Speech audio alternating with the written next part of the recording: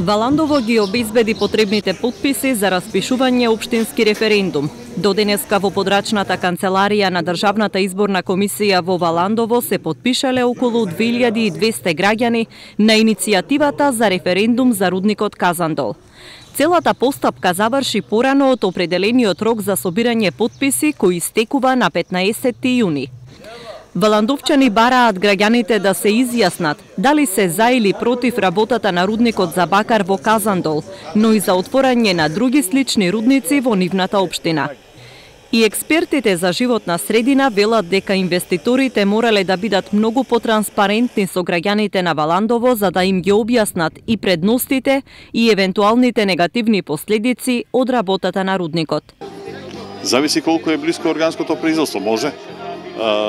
Доколку се работи за производство непосредно во близината на коповите, тоа може да се случи.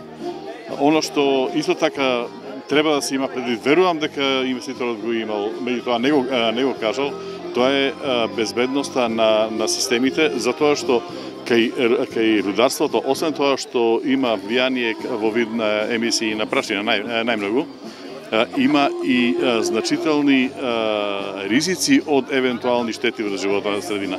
Тоа не значи дека мора да се случи, меѓутоа ризикот постои.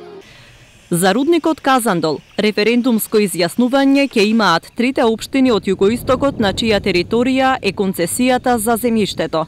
Богданци ќе гласа следната недела на 11 јуни, а Дојран една седмица подоцна, на 18.